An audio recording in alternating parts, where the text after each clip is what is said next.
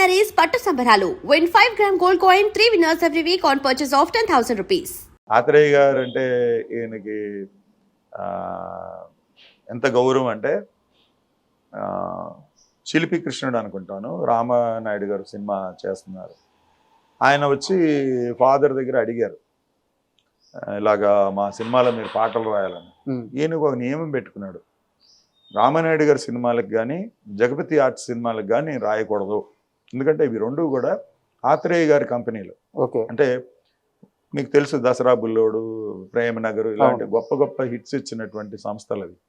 So వాళ్ళ సినిమాలకు నేను రాయకుండా ఉంటాం ఆయనకి క్షేమం, కాబట్టి నేను అటు వెళ్ళకూడదు అని చెప్పి గౌరవం కూడా గౌరవంగానే, అందుకని నేను రాయనండి అని అన్నాడు. ఎందుకు అని అడిగాడు ఆయన, రామానాయుడు గారు. ఇవన్నీ ఎడ్యుకేషన్ అండి, ఎవరికైనా ఎప్పటి వాళ్ళకి కూడా రాయను అనే మాట ఎప్పుడు వాడకూడదు.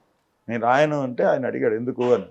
ఇది ఆత్రేయ గారి కంపెనీ, ఇప్పుడు నేను రాస్తే ఆయనకి పాట పోతుంది కదా, మా గురువు గారికి నేను కాదని నేను రాయను, ఆయన చేత రాయించుకోండి అంటే, ఆయన దొరకే కదా మీ దగ్గరికి వచ్చింది, సరే మీరు రాయనంటున్నారు బాగానే ఉంది, ఈ పాట మీరు రాయనన్నారని నేను ఇంకోళ్ళ చేత రాయించాను, అప్పుడు కూడా ఆత్రేయకి లాసే కదా సాంగ్ అన్నాడు.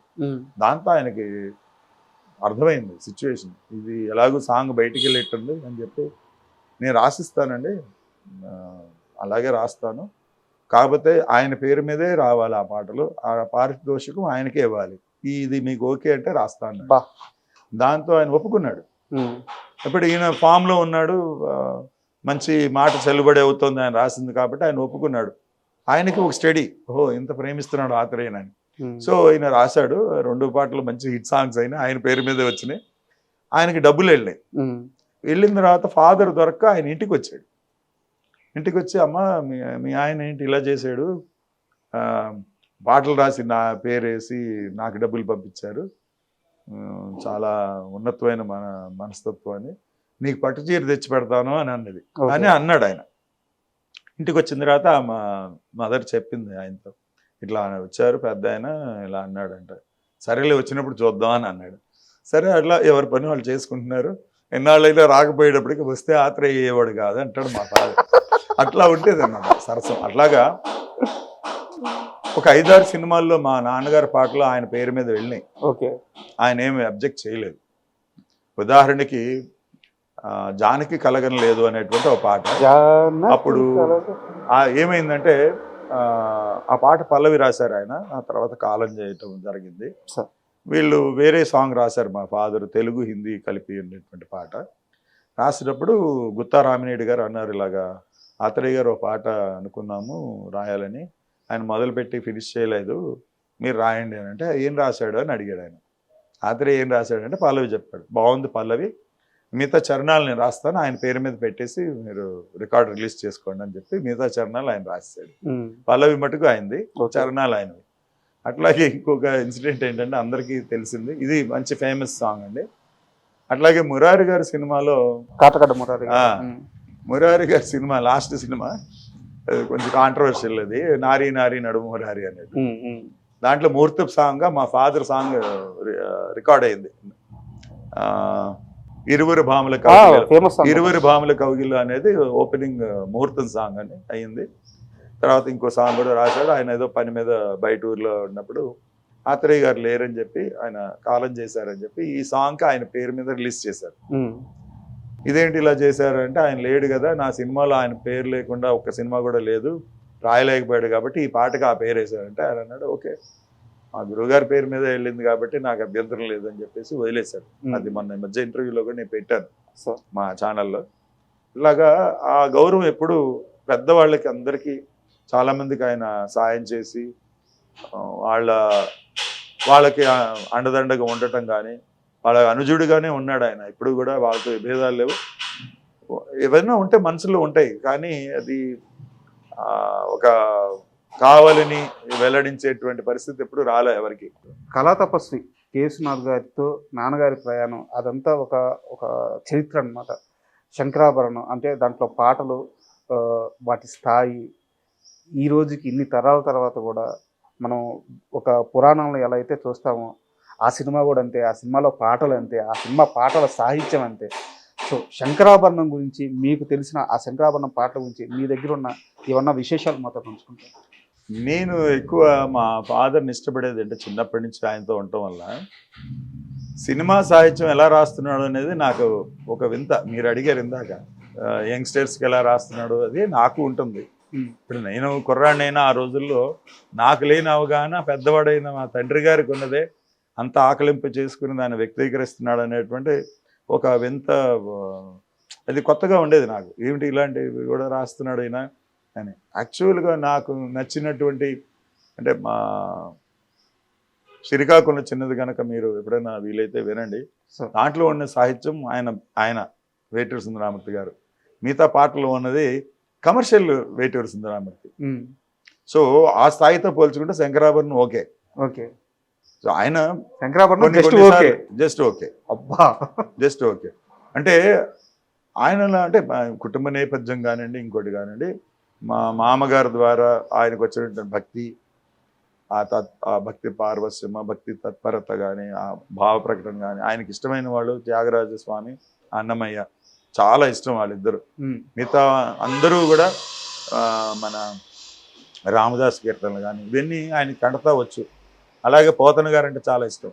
ఇవన్నీ ఆయన మనసులో ఎప్పుడూ వెళ్తూ ఉంటాయి. అంటే ఆయన ఎప్పుడూ కూడా ఒంటరివాడు. అందరూ అంటారు ఆరేసుకోపోయి పారేసుకుంటారు, కానీ ఆయన ఒంటరివాడు. అది బయట వాళ్ళ కోసం ఆయన చేసే పనే, కానీ ఆ పని అయిపోయిన మరునిమిషం ఆయన ఒంటరివాడే. అది ఒక మనస్థితి ఆయనది. ఆయన అంటే నేనేమిటి, నేను ఎక్కడి నుంచి వచ్చాను, ఎటు వెళ్తున్నాను, ఎందుకు ఇవన్నీ చేస్తున్నాను, ఎందుకు చెయ్యాలి, ఇదే ఆలోచించుకుంటూ ఉంటాడు ఆయన ఒంటరిగా ఉంటే. సో ఆ భావం నుంచి బయటపడటానికి నలుగురితో కలిసి ఉంటాం. ఇది ఒక వేదాంతపరమైన చర్చ ఆయనకు ఉంది. అదే మీకు శ్రీకాకుళం చిన్నదిలో ఉంటుంది. అంటే దేవుడి మీదటువంటి ఒక పరమైక్యత అదే శంకరాభరణంలో కూడా ఉంటుంది. అంటే ఆయన దేవుడిని తప్ప ఇంకా ఎవరిని సామాన్యులను ఎవరు పట్టించుకోడు. తను దేవుడు, తను తన సంగీతం, ఇదే ఆయన ధోరణి. కాబట్టి అది ఆయన గ్రహించాడు. ఆ సినిమాకి అది అనువుగా అమరింది. కేసునాథ్ గారితో వారి ప్రయాణం ఎలా ఉండేది? వారి సినిమాలు, విశ్వనాథ్ గారి సినిమాలు అన్నింటిలోనూ ఆల్మోస్ట్ మీకు ఈ భావ ప్రకటన ఉంటుంది. అంటే అది ఫార్చునేట్లీ అన్ఫార్చునేట్లీ శంకరాభరణానికి పేరు వచ్చింది, కానీ మీరు శుభోదయం చూసుకున్నా అలాగే ఉంటుంది. తర్వాత సప్తపది తీసుకున్నా అదే ఉంటుంది. సాగర సంఘంలో కూడా ఇదే బోకడు ఉంటుంది. కాకపోతే అది ప్రత్యేకంగా ఆ సినిమాకు ఒక ప్రత్యేకమైన పేరు రావటం వల్ల అవి గొప్పవి అంటున్నారు. కానీ వీన్నిటి స్థాయి ఒకటే. అంటే మనిషి ఇంకో దైవత్వం, ఈ రెండింటి మధ్య వాళ్ళ సాధన ఉండేదే ఉంటుంది ఈ ప్రక్రియలో అన్నిట్లోనూ, అన్ని పాటల్లోనూ మీరు చూడొచ్చు. ఎందుకంటే ఆయన దాంట్లో డ్యూయట్స్ తక్కువ కాబట్టి ఈ సంబంధమైనటువే ఎక్కువ రాయటం జరిగింది. ఆయన భావన అదే. మీరు చిన్నవారిగా ఉన్నప్పుడు అంటే ఆయన అప్పటికే చాలా పీక్స్కి వెళ్ళిపోయారు, పెద్ద రైటర్ అయిపోయారు, బిజియెస్ట్ రైటర్ అయిపోయారు. సో నాన్నగారు ఫ్యామిలీని మిస్ అయిన క్షణాలు ఉంటాయి కదా, మీతో టైం గడపలేకపోవడం, ఆ లోటు ఎలా భర్తీ అయ్యేది? అంటే దీంట్లో నేను కొంత అదృష్టవంతుడిని.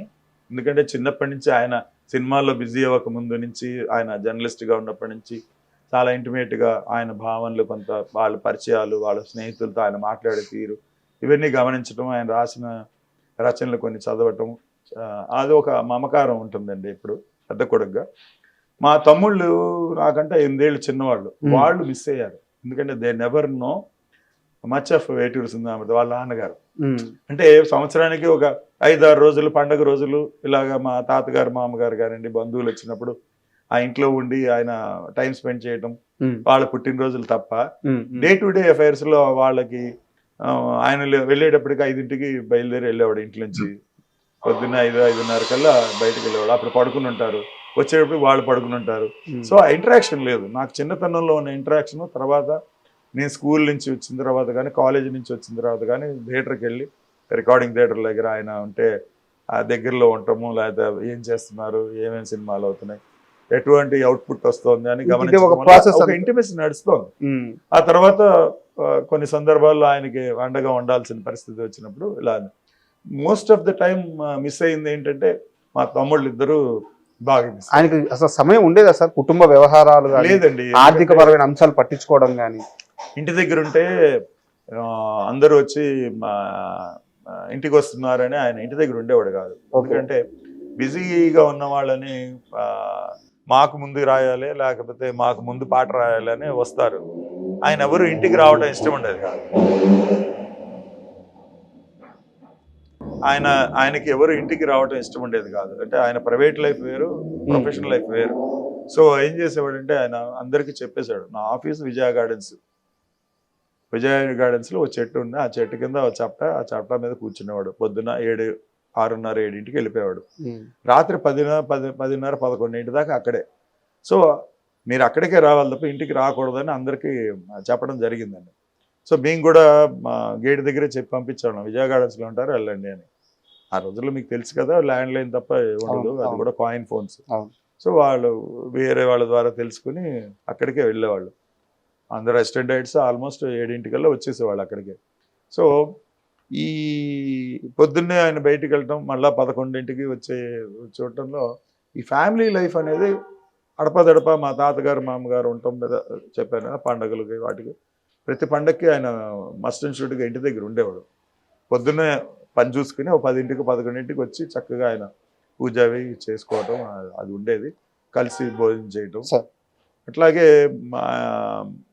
ఆయనకి ఇష్టమైన పండుగలు అంటే వినాయక చవితి, దీపావళి. అక్కడే మీరు అర్థం చేసుకోవచ్చు. ఒకటి ట్రెడిషనల్ వినాయక చవితి అంటే వినాయక స్వామిని, గణపతి స్వామిని మనం పూజించుకుని అక్షంతలు వేసుకుని చేయటం. అది దీపావళి అంటే పిల్లల పండుగ, అది ఆయన ఎంజాయ్ చేస్తాడు. సో 2 పార్శ్వాలు ఆయనలో ఉన్నాయి, పిల్లాడి మనస్తత్వం, పెద్దరికం 2 ఉన్నాయి. అండ్ వేటూరి గారి ప్రయాణంలో ఆ దశ బిజీగా గడిపిన ఆ దశ నుంచి ఇంకా ఆయన ఒక లెజెండరీ స్థాయికి వెళ్ళే దశలో ఆయనతో ఎక్కువ ప్రయాణం చేసిన దర్శకులు అంటే ఎవరి పేరు చెప్తారు మీరు? ఇప్పుడు కొన్ని ఉంటాయండి. ఇప్పుడు లెజెండరీ అంటున్నారు, ఆయన అనుకోడు, మేము అనుకోం. మేము అనుకుంటాం సార్. అంటే యాక్చువల్గా ఒక ఉన్నత స్థాయి నెంబర్ 1 లేదా బాగా మోస్ట్ ప్రిఫర్డ్ అనేది ఒక లెజెండరీ అనేది అనుకుంటారు. బట్ యాక్చువల్గా ఏంటంటే వాళ్ళు చేసేది వాళ్ళు చేసుకుంటూ ఉంటాం, వాళ్ళు ఇంకా ఏదో చేయాలనుకోవడం, వాళ్ళు ఇంకా ఆ విద్యార్థి దశలోనే ఉంటారు కాబట్టి వాళ్ళకి ఆ భావన ఉండదు. And for more videos, please subscribe to iDream. Please subscribe to iDream. Please subscribe iDream. And please subscribe to iDream. For more videos, subscribe to iDream. please like, share and subscribe to the channel. Congratulations, iDream. Subscribe to iDream. Subscribe to iDream. So subscribe to iDream Media. iDream team andarki huge congratulations. Please subscribe iDream Media. Please subscribe to iDream. Subscribe iDream. Please subscribe to iDream. iDream అంటే నా కళల ఛానల్ను subscribe చేసుకున్న నోరు తిరుగుతలేదు, మీరైతే గంట గుర్తు కొట్టండి. For more such videos, please subscribe to iDream. Subscribe to iDream. Please subscribe to iDream. Please subscribe iDream Media. Please do subscribe to iDream. Please subscribe to iDream Media. For best entertainment and information, please subscribe iDream. And don't forget to subscribe to iDream.